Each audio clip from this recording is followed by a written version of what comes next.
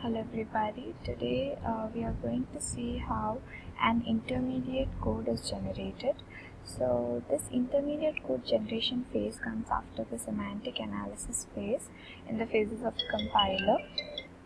So let's see the code now. First we are asking the input from the user and we are storing it into the input string over here.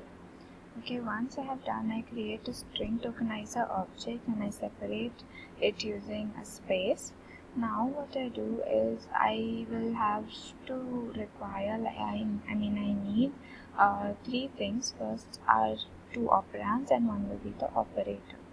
After that I need an integer I, so that I can name those variables that I'm creating as t1, t2, t3. So to go on in that order I require an integer I, and I'm initializing it at 1.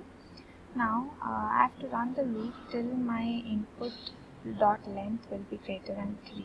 That means what basically I am doing is, if I enter an input a plus b minus c minus d, and the first thing that I will resolve is a plus b. So when a plus b is equal to t1, that means now in my input I must have t1 minus c minus d.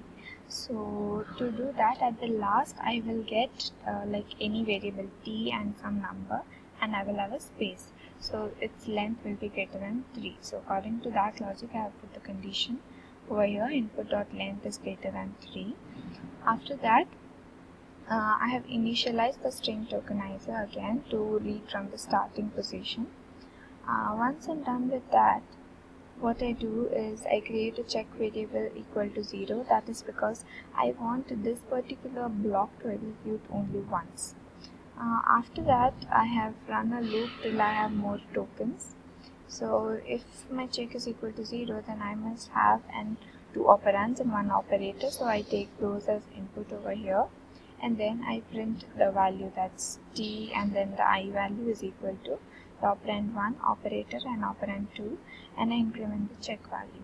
Now if it has more tokens, that means if it has any more tokens, then the rest of the part, like a plus b already solved, minus c minus d must be saved into input 1.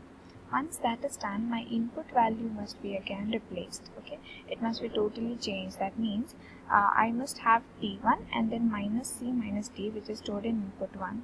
So I concatenate it over here and I make that as my input, and I increment I value.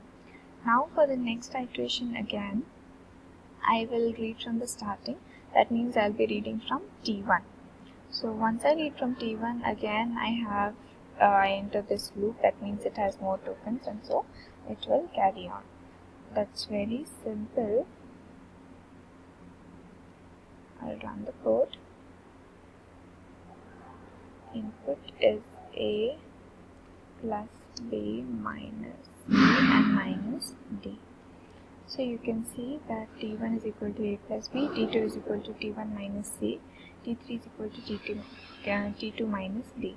So this is basically a 3-address code which I have generated. There are many other forms of intermediate code generation, like you have quadruples, triples, and then you have your postfix notations and everything. So this is the 3-address code. So I hope you understood it. Thank you.